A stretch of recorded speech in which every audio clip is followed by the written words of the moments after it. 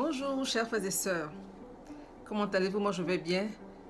J'aimerais qu'on partage une exhortation sur le passage de Éphésiens 5 au verset 25 qui dit « Marie, aimez vos femmes comme Christ a aimé l'Église et s'est livré pour elle ». C'est un passage que nous connaissons et il s'adresse aux hommes, aux maris. Le Seigneur leur demande d'aimer leurs femmes comme Christ a aimé l'Église. Mais comment est-ce que Christ a aimé l'Église? La Bible dit qu'il a donné sa vie. Il les a aimés, il a aimé l'Église au point de donner sa vie. Ça veut dire quoi? Ça veut dire que l'homme qui se marie dans le Seigneur, selon la Bible, doit pouvoir démontrer les mêmes traits de caractère que Dieu et pouvoir démontrer le même amour que Dieu a démontré à l'égard de l'humanité.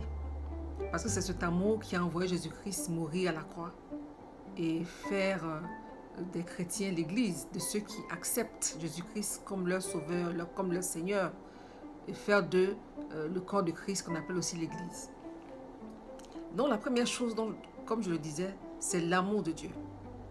C'est-à-dire que Dieu, dans son approche de l'humanité, dans son approche de sa relation avec l'humanité, il a mis en avant l'amour.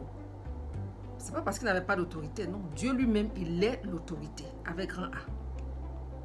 La seule autorité qui existe dans l'univers, c'est Dieu. Toutes les autres autorités sont des autorités déléguées. Les autorités politiques, administratives, religieuses, ce sont des autorités déléguées. La véritable autorité, c'est Dieu lui-même. Malgré tout ça, il a quand même laissé son autorité de côté pour approcher l'homme avec l'amour, par la voie de l'amour. Donc ça veut dire que les frères, les hommes, les chrétiens, ceux qui croient à la Bible en tout cas, devraient aussi faire la même chose, c'est-à-dire approcher le mariage dans la perspective de l'amour. Beaucoup de frères, malheureusement, quand ils pensent mariage, ils pensent surtout à la façon dont ils vont exprimer leur autorité. Parce qu'ils ont vécu souvent chez des tuteurs ou chez leurs parents qui les ont frustrés, et frustré leur liberté. Donc, dans leur foyer, ils se disent que c'est là où leur autorité doit s'exercer. Ce n'est pas faux, mais en même temps, ce n'est pas la première chose qu'il faut avoir à l'esprit. Ce n'est pas ce chemin-là qu'on doit prendre. Ils voient d'abord comment la femme doit se soumettre, comment eux ils doivent exercer leur autorité. Non, si c'est la première chose que les hommes ont à l'esprit quand ils se marient, ça va être difficile, les hommes chrétiens. Parce que Dieu nous a montré un chemin qui est le chemin de l'amour. Et si les hommes prennent le chemin de l'autorité d'abord, ils risquent de faire fausse route. Et c'est ce qui arrive souvent. Donc la première chose, c'est de penser le mariage d'abord dans la même perspective que Dieu, c'est-à-dire dans l'amour. Dieu, dans son approche, sa relation avec l'humanité, a mis en avant l'amour. Deuxième chose, Dieu a touché le cœur de l'homme. Dans Jérémie 31, 33, il a dit que il mettrait sa loi dans le cœur de l'homme. Parce que dans l'Ancien Testament, la loi était extérieure à l'homme. Et la loi entrait en conflit avec la nature humaine.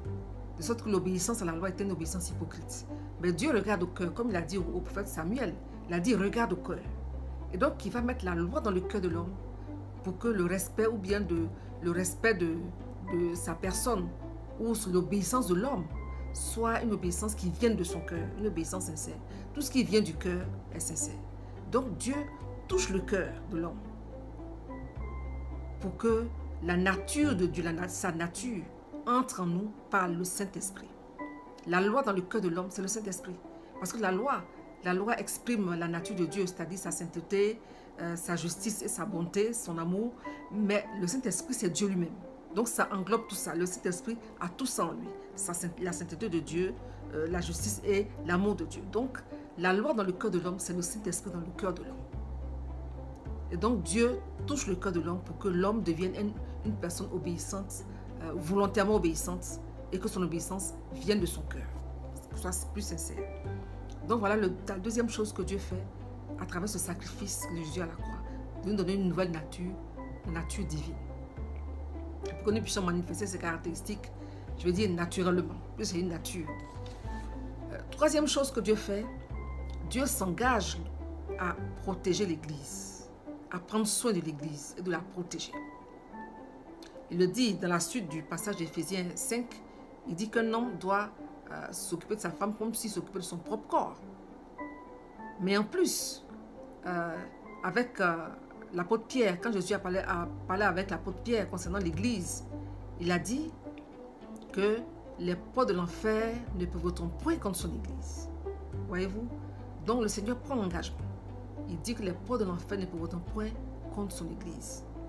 Dans le passage de Matthieu 16, à partir du verset 8. Généralement, les promesses de Dieu sont accompagnées de conditions. Si mon peuple s'humilie et prie, voilà, je ferai ceci.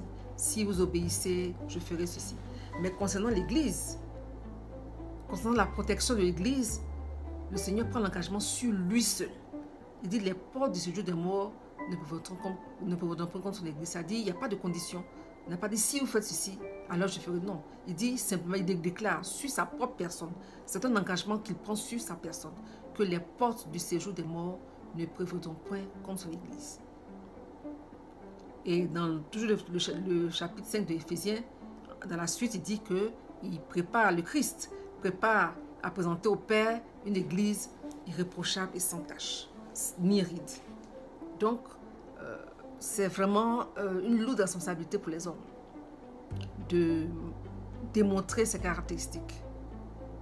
Et il faut qu'ils comprennent. Donc, je disais, pour résumer, que d'abord, il faut approcher le mariage dans la perspective de l'amour que Dieu avait pour nous, que Dieu a pour nous toujours. L'amour de Dieu d'abord. Ensuite, toucher le cœur de la femme, parce qu'une femme dont le cœur est touché, elle se soumet. Une femme dont le cœur est touché se soumet. Et puis, s'engager à prendre soin de l'épouse. S'engager vraiment, comme le Seigneur Jésus s'engage à prendre soin de l'Église. Voilà ce que j'aimerais partager sur ce passage de Éphésiens, chapitre 5, à partir du verset 25. Merci.